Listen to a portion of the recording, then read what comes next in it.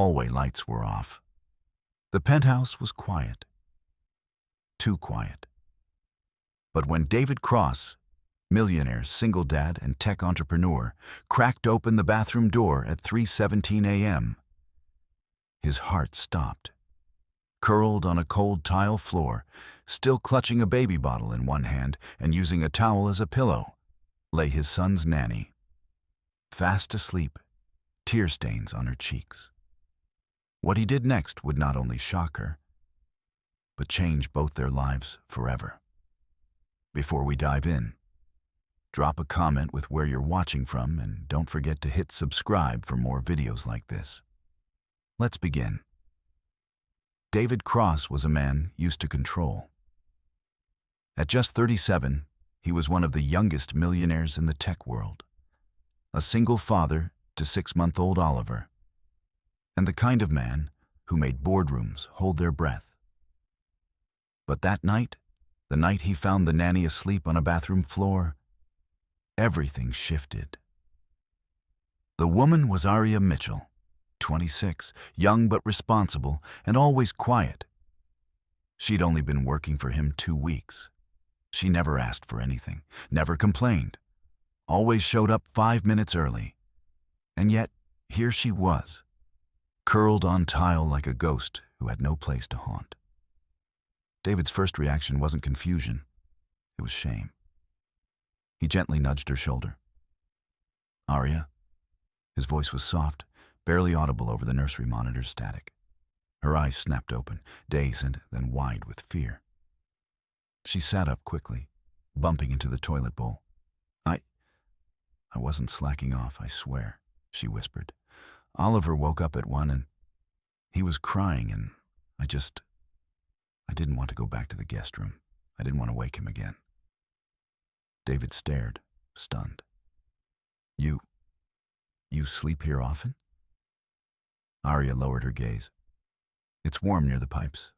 I'm sorry, I'll go." Number wait. Her hoodie was threadbare. Her shoes had no soles. He noticed it now. How she always wore that same faded sweater with sleeves pulled over her hands.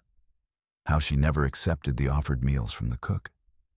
How she'd never once used the staff break room.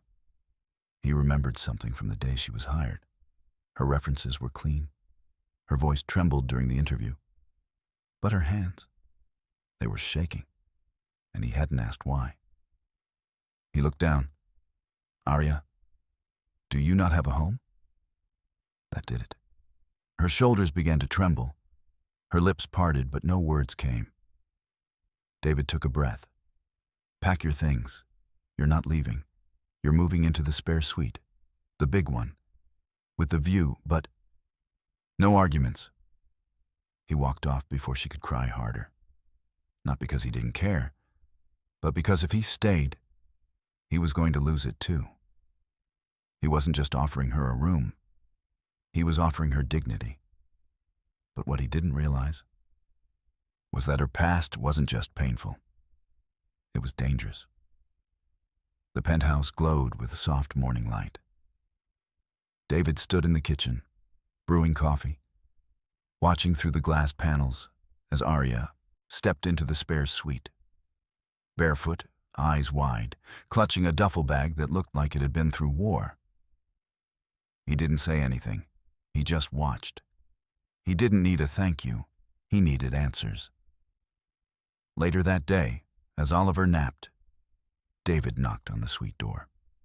Aria answered, startled, flushed, in a clean white tee from the closet he'd had stocked that morning. "You okay?" he asked. She nodded quickly. "Yes. Thank you again. I didn't expect." "Yeah, neither did I," he said. He leaned against the frame. "I found you sleeping on a bathroom floor, Aria. You looked like you hadn't rested in weeks. That's not just doing your job. That's something else." She gripped the edge of the door. He saw it again, that tremble in her hand.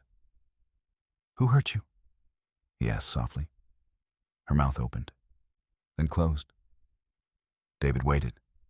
Finally, she said, "It's not someone you can call the police on." not someone you can threaten or buy off. That got his attention. What do you mean? She looked up, and for the first time, he saw real terror in her eyes. I mean, if he finds out where I am, I won't make it to see next week. Silence. David didn't breathe. She stepped back. Please, Mr. Cross, I'll leave. I never wanted to bring trouble to your home. You've been so kind already. You're not going anywhere. Her eyes flicked up again, stunned. You're under my roof now, he said, and I don't lose people under my roof. She stared at him, confused. No one had ever said that to her before. But the next day, everything would get worse, because a black SUV started parking across the street. Same time, same spot, every day. And Arya knew exactly who sent it. David sat in the upstairs office, eyes locked on the street camera feed. The same blacked-out SUV was parked 2 blocks down, no plates on the front. Same every day. No one got in, no one got out. Just watched. And Arya. She hadn't gone near a window in 2 days. When he brought it up, she froze. It's him, isn't it? David asked. Her lips parted, but no sound came. Who is he, Arya? She finally whispered. My ex. Liam Keaton. But he's not just an ex. He's a trafficker. David's breath caught. She went on, voice trembling. I escaped him 2 years ago. He branded me like I was his property. I changed my name, moved 3 states over. But I think he tracked me down. Through a missing persons alert. His family has money. Influence. David stood there in silence, jaw tight. That night, he called in Raphael Quinn, a private security contractor he'd once used during a high-risk acquisition overseas. Someone with no ties to the police, but eyes everywhere. Surveillance only, David ordered. If he makes a move, I want to know before he does. And Raphael? Don't let her see you.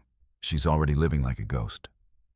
The next morning, David found Arya in the nursery, feeding Oliver with shaking hands. She tried to smile. You're up early? He said. I couldn't sleep. He stepped closer. Do you want to hold him while I go make breakfast? She blinked. Me? Yeah, you. You're not just the nanny. You're the reason he sleeps through the night. She laughed nervously, but it was the first real sound of joy he'd heard from her. He watched as she cradled the baby, her posture softening, the fear melting, if only for a moment. And in that moment, David made a silent vow. He'd been too late to save his own wife from the darkness years ago. But he wouldn't fail Arya. Not this time. But that same night, as the sky turned slate gray and wind screamed against the windows, the SUV moved. It pulled up directly across the street. And this time, someone got out. The man stepped out of the SUV in the dead of night, tall, built like someone used to being feared. Slick black coat, steel-toed boots, and eyes that scanned David's home like a predator casing prey. Inside, Arya was frozen mid-step when she heard the beep of the front gate camera. She didn't even need to look. It's him, she whispered, backing against the wall. David sprinted to the monitor. One glance at the man's face, and his stomach dropped. This wasn't a random stalker. This was someone dangerous. Trained. Connected. The kind of man who walked through security like it wasn't even there. The intercom buzzed. David Cross, the voice said smoothly. I'm here to collect what's mine. Arya collapsed to her knees. David punched the talk button. You're trespassing. Leave now. The man chuckled. You think I won't walk through that door because you're rich? I've dealt with bigger kings than you, Cross. She belongs to me, and I always get her back. David disconnected the feed and called Raphael. Take your team off recon. Full lockdown mode. I want him off my street. Tonight. While Raphael handled the threat outside, David went to Arya. She was trembling, curled in a corner of the nursery with Oliver in her arms. "I'm sorry," she whispered. "I didn't mean to bring this into your life. I should have run again. I should have—" "Stop," David said, kneeling beside her. "You don't run. Not anymore. I'm putting Oliver in danger." David placed his hand gently on hers. "You saved Oliver's life the night he had a fever, and I slept through it. You held him when he cried for his mom and didn't know why she wasn't coming back. You've already done more for him than anyone else in this world." Her tears fell fast. He wiped one away. "I'm not letting him take you," David whispered. "And if he doesn't stop?" David's voice dropped. "Then I will." But Liam wasn't just a stalker. He had dirt on people, judges, police, people who looked the other way, which is why Raphael returned the next morning with news that made David's hands go cold. He filed an emergency motion, Raphael said, tossing down a manila envelope. "Claimed you kidnapped his fiancée." David opened it. Inside was a forged document, a fake engagement certificate, photoshopped pictures, a made-up lease agreement, lies built with terrifying precision. "Unless we act fast, she'll be dragged out of here in handcuffs." David looked at Arya, who stood in the kitchen doorway holding Oliver's bottle, face pale, eyes hollow. "Then we don't just fight," David said. "We burn his entire empire to the ground." David didn't wait. The moment the fake documents landed on his desk, he mobilized everything. Legal team, PR agents, digital forensics. He wasn't just going to defend Arya. He was going to destroy Liam Keaton. And quietly, he gave Raphael one more order. "Dig into his offshore accounts. I don't care how deep. Find the bodies, metaphorically or otherwise." Meanwhile, Arya stayed in the penthouse, barely speaking. Oliver was her anchor now, the only thing that kept her from spiraling. Every time she held him, she reminded herself, "You're not who he said you were. You're better. You're stronger." But she didn't know David was preparing a war behind closed doors, because Liam had made one mistake.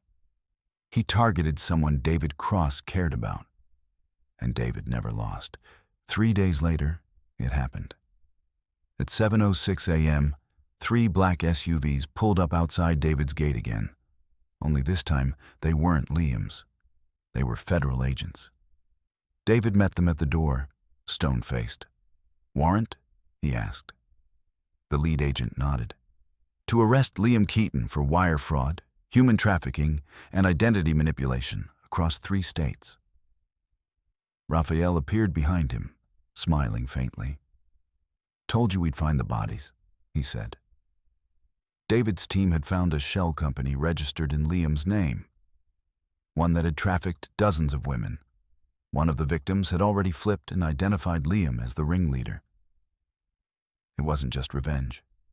It was justice. That evening, as the sun dipped behind the skyline, Arya sat on the balcony, holding Oliver as he napped.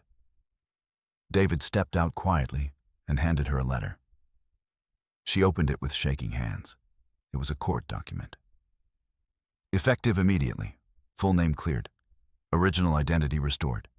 No criminal records, no warrants. Safe and free." Tears streamed down her face. David sat beside her. "You're not a fugitive anymore, Arya. You're not his anymore." She couldn't speak. She just sobbed quietly into his shoulder. He whispered, "And you'll never sleep on a bathroom floor again. Ever." Weeks passed. Liam's empire collapsed. His name was dragged across every news channel in the country. Arya testified anonymously, her voice shaking but strong. David held her hand the whole time. By the end of that month, David added her name, not as a nanny, but as co-founder of his new nonprofit, one dedicated to helping women escape trafficking and abuse. When reporters asked why, David simply said, "Because sometimes the strongest survivors are the quietest ones, and they deserve more than a second chance. They deserve a future." Final scene, a year later. Oliver took his first steps, straight into Arya's arms. David watched from the doorway, smiling. "I told you he loves you more than me," he teased. Arya turned, breathless, eyes shining. "He's your son, David." He walked over, lifted Oliver up, and said quietly, "He can be ours, if you want." Arya froze. David reached into his pocket. A ring, simple, silver. Quietly powerful, just like her. "I'm not asking you because I saved you. I'm asking because you saved me." Her answer? One soft kiss. One whispered word. "Yes,